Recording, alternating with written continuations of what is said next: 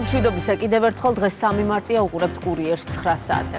ისრაელის ძალები თეირანზე იერიშებს არ წყვეტენ დარტყმა განხორციელდა სახელმწიფო რადიო და ტელემაუწყებლობის შტაბ-ბინაზე. ახალის ინფორმაციით, მაუწყებელი სისტემატურად მოუწოდებდა ისრაელის სახელმწიფოს განადგურებისა და ბირთვული იარაღის გამოყენებისკენ. თავის მხრივ ირანულმა მაუწყებელმა დაადასტურა, რომ მათ სათავო ოფისთან ახლოს აფეთქებები მართლაც მოხდა, თუმცა ამბობენ, რომ მუშაობის პროცესში შეფერხება არ შექმნილა. ბოლო 24 საათში განადგურებულ სამხედრო ობიექტებს შორის არის ქალაქ სანანდაჯის სამართალდამცავი სტრუქტურებისა და სასაზღვრო დაცვის სარდლობის შტაბ-ბინები, დაზიანდა ისპაჰანის ავიაბაზა და თეირანის სამხედრო ბაზა. სარაკეტო იერიშების შედეგად დაზიანდა რელიგიური ნაგებობები და საცხოვრებელი კორპუსები, ასევე ადმინისტრაციული შენობები. ისრაელის სამხედრო უწყებამ ლიბანის ათობით დასახლების მოსახლეობისთვის ევაკუაციის განკარგულება გასცა. გაფრთხილება მიიღო ბეირუთის სამხრეთით მდებარე ორი უბნის მოსახლეობამ, მოქალაქეებს მოუწოდებენ დაუყოვნებლივ დატოვონ კონკრეტული შენობების მიმდებარე ტერიტორია. განცხადებაში 50-მდე ლოკაციაა მითითებული. საომარი მოქმედებების ფონზე იზრდება მსხვერპლის რაოდენობაც. უფლებადამცველი ორგანიზაციების შეფასებით ირანში იერიშების შედეგად 742 მშვიდობიანი მოქალაქე დაიღუპა, მათ შორის 176 ბავშვია, დაშაულთა რაოდენობა კი 900-ს აჭარბებს.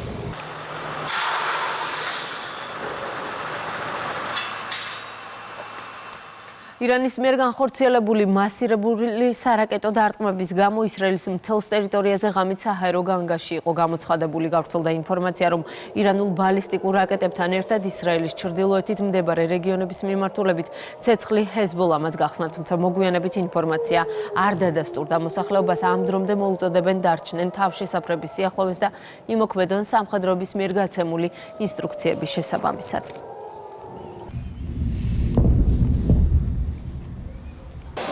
ირანმა იერიშები მიიტანა ისრაელსა და სპარსეთის ყურის ქვეყნებში განთავსებულ ამერიკულ ობიექტებზე. სამიზნე გახდა არაბთა გაერთიანებული საამიროებისა და ბაჰრეინის ქალაქები. კატარსა და საუდის არაბეთში უპილოტო საფრენმა აპარატებმა დარტყმა განახორციელეს ბუნებრივი აირის საწარმოებსა და ნავთობგადამამუშავებელ ქარხნებზე. საუდის არაბეთის თავდაცვის სამინისტროს განცხადებით, გამთენისას ქვეყნის დედაქალაქში მდებარე ამერიკის შეერთებული შტატების საელჩოს უპილოტო საფრენი აპარატი შეეჯახა. თავდასხმის შემდეგ გაჩნდა ცეცხლი, თუმცა არავინ დაშავებულა. ირანის ისლამური რევოლუციის გუშაგთა კორპუსი აცხადებს, რომ მათმა სამხედრო სასაზღვრო ძალებმა ბაჰრეინში მდებარე ამერიკის შეერთებული შტატების შეიხისას ბაზაზე რაკეტებითა და დრონებით იერიში მიიტანეს. რეგიონში მიმდინარე ესკალაციის ფონზე ამერიკის შეერთებული შტატების სახელმწიფო დეპარტამენტი საკუთარ მოქალაქეებს მოუწოდებს დაუყოვნებლივ დატოვონ ახლო აღმოსავლეთის 10-ზე მეტი ქვეყანა, მათ შორის ისრაელი.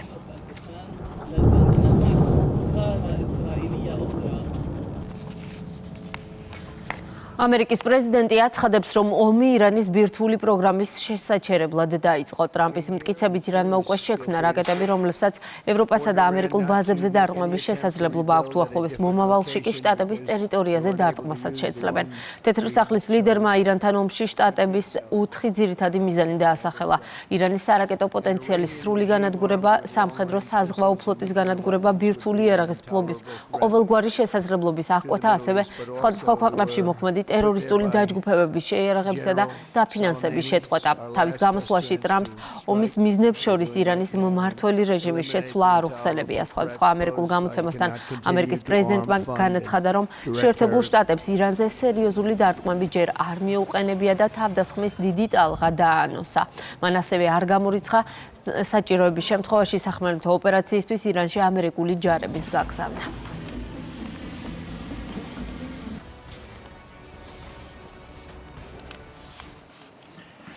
საქართველოს მთავრობამ სპარსეთის ყურის ქვეყნებში საომარი მოქმედებების გამო ჩარჩენილი საქართველოს მოქალაქეების სამშობლოში დასაბრუნებლად ჩარტერული რეისები დანიშნა. პირველი რეისი მოსკოვი-თბილისი დღეს შესრულდება. სპეციალური რეისები მოქალაქეების საქართველოში დასაბრუნებლად ამ დროისთვის არაბთა გაერთიანებული საამიროებიდან და ომანის სასულთნოდან შესრულდება.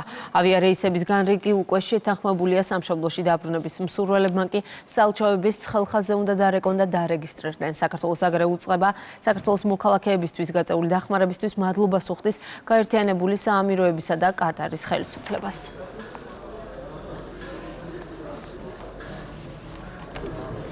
ხანძარი იყო თბილისში ლიბერთი ბანკის სათაო ოფისში ცეცხლი ჭავჭავაძის გამზირზე მდებარე შენობის ლიფტის შახტში გაჩნდა. ხანძრის შედეგად არავინ დაშავებულა, უცნობია ცეცხლის გაჩენის მიზეზი. ადგილზე მობილიზებული იყო 20 სახანძრო სამაშველო ჯგუფი. მეხანძრე მაშველებმა მალევე მოახდინეს ცეცხლის ლიკვიდაცია, რის შემდეგაც ცეცხლი ოფისის შიდა ტერიტორიაზე არ გავრცელებულა.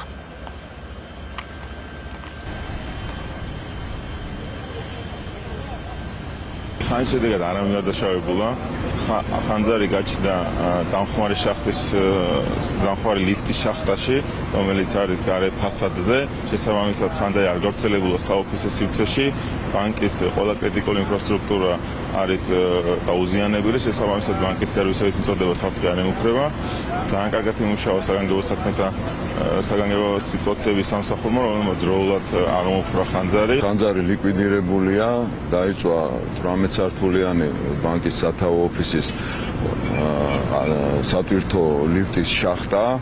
დაშავებული საბედნიეროდ არავინ არ არის, მობილიზებულია 20 სახანძრო ავტოტექნიკა ამ დროისთვის და ხანძარი ბოლომდე ლიკვიდირებულია სრულად. მე ვერაფერს ვერ მოგახსენებთ, ხანძრის მიზეზი რა შეიძლება ყოფილიყო, ასე რომ ამ დროისთვის ცნობილი არაფერი არ არის ჯერჯერობით. რა მიდგომები აქვს სახელმწიფოს ნარკოპოლიტიკასთან დაკავშირებით და როგორია ვითარება ამ მიმართულებით? საკითხზე რუსთავიორის პირდაპირ ეთერში დებატები გაიმართა. საჯარო დისკუსიაში მონაწილეობა შინაგან საქმეთა მინისტრმა, ჯანდაცვის მინისტრმა, ოპოზიციური პარტიის ლიდერებმა და დარგის ექსპერტებმა მიიღეს. სტუმრების მხრიდან ყურადღება გამახვილდა ნარკოპოლიტიკის ლიბერალური მიდგომების ნეგატიურ შედეგებზეც. გადაცემაში გეკა გელაძემ ნარკორეალიზატორებთან დაკავშირებით ბოლო პერიოდის სტატისტიკას წარმოადგინა და აღნიშნა, რომ ბოლო 6 თვის განმავლობაში შინაგან საქმეთა სამინისტრომ 2500-ზე მეტი ნარკორეალიზატორი დააკავა.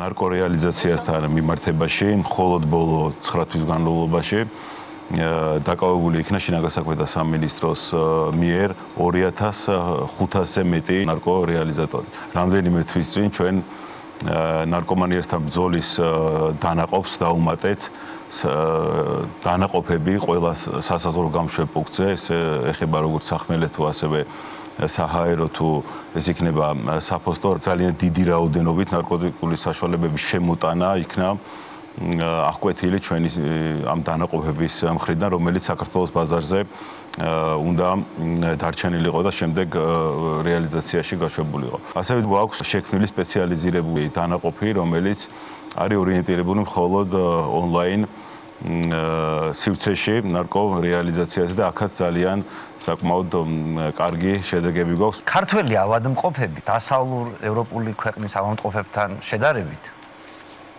მოიხმარენ დაახლოებით 100-ჯერ ნაკლებ ოპიოიდს ტკივილის გასაყუჩებლად.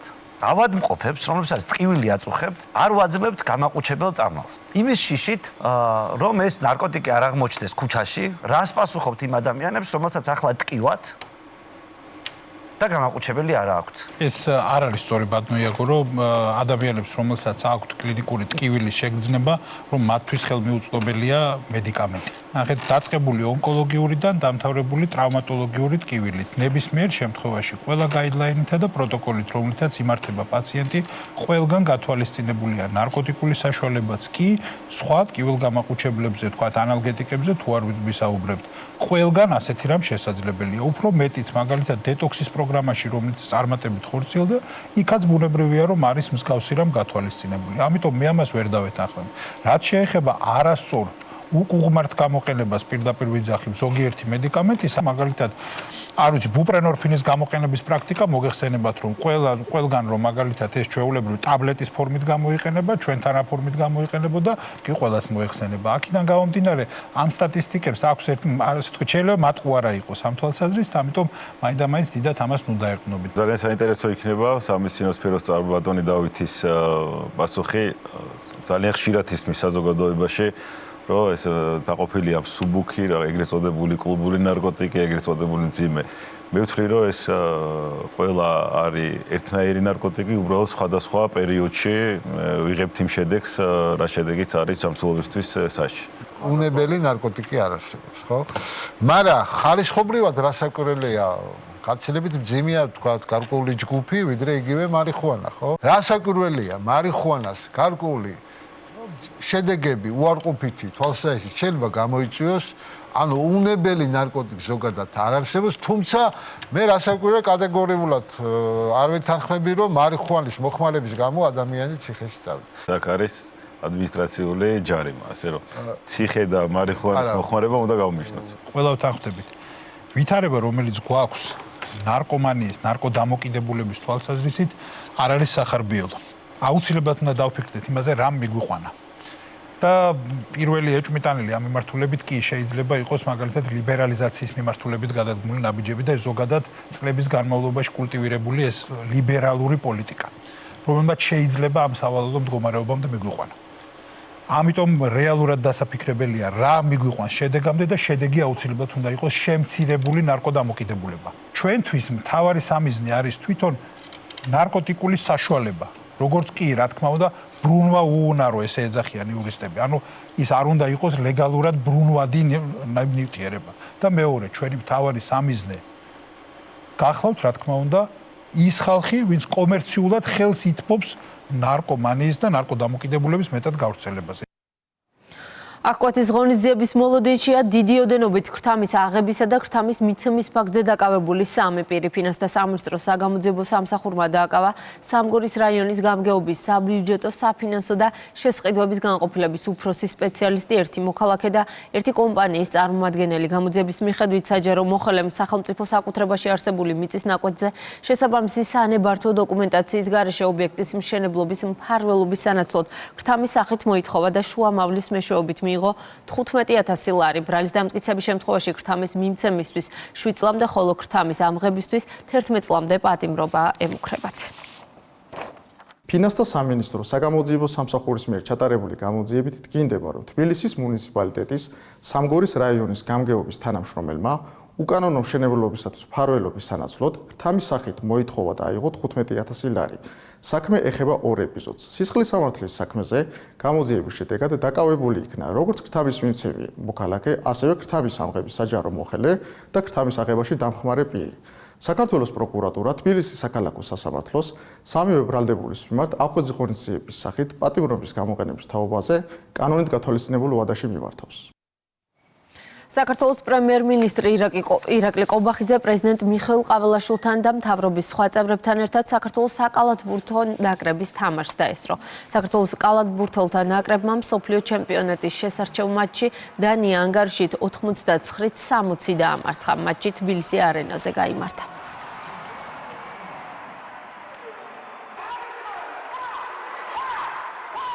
ქალები მეცნიერებაში ამ სახელწოდებით ღონისძიება გაიმართა თბილისის საკრებულოში, რომელიც თბილისის სახელმწიფო უნივერსიტეტში სხვადასხვა დროის მოღვაწე ქალებს მიეძღვნა. სიტყვით გამოვიდნენ საკრებულოს თავმჯდომარის მოადგილე და თბილისის სახელმწიფო უნივერსიტეტის პროფესორები. ღონისძიებას სამეცნიერო საზოგადოების წარმომადგენლებთან ერთად ესწრებოდნენ სტუდენტები და საკრებულოს წევრები. საკრებულოში ვუმასპინძლეთ ღონისძიებას, რომელიც ეძღვნებოდა თბილისის სახელმწიფო უნივერსიტეტში მოღვაწე მეცნიერ ქალებს. ჩვენთვის ძალიან დიდი პატივია მსგავსი ღონისძიებების მასპინძლობა. საკრებულო ყოველთვის არის მხარდამჭერი მსგავსი ტიპის ინიციატივების. უაღრესად მადლობელნი ვართ თბილისის საკრებულოსი, რომ შესაძლებლობა მოგვეცა წარმოგვეჩინა დამსახურებულ ქალ მეცნიერთა, პედაგოგთა ღვაწლი კიდევ ერთხელ ფართო საზოგადოებისთვის ყოფილიყო ცნობილი. რუსთავში შეხვედრა გაიმართა მრავალშვილიან დედებთან. ღონისძიების მონაწილეებმა ქალთა უფლებები და ოჯახში ძალადობის პრევენციის საკანონმდებლო მექანიზმები განიხილეს. ყურადღება გამახვილდა უფასო სამართლებრივ სერვისებზეც. შეხვედრის ფარგლებში მრავალშვილიან დედებს სიმბოლური საჩუქრებიც გადაეცათ. შევხვდით მრავალშვილიან დედებს, რომლებსაც იურიდიული დახმარების სამსახურის სხვადასხვა სერვისების შესახებ მივაწოდეთ ინფორმაცია. მსგავსი ტიპის შეხვედრები ძალიან მნიშვნელოვანია და ვფიქრობთ, რომ ქალთა და ბავშვთა საკითხებზე მომუშავე საბჭო სამოქმედო გეგმის ფარგლებში წლის განმავლობაში ძალიან ხშირად განახორციელებს მსგავს აქტივობებს. აღნიშნული ტიპის შეხვედრების ჩატარება მნიშვნელოვანია, რამე თუ გაიზარდოს საზოგადოებაში სამართლებრივი ცნობიერება და მოქალაქეებს ჰქონდეთ მეტი ინფორმაცია, რომ მათ მიიღონ ის ყველა სერვისი, რაც გათვალისწინებულია მათთვის კანონმდებლობით დადგენილი წესით. ასეთი იყო ახალი ამბები ამ დროისთვის. სხვა სიახლეებს შეგიძლიათ გაიცნოთ ჩვენს ვებგვერდზე. მე განახლებული ინფორმაციით გიბრუნდებით 10 საათზე.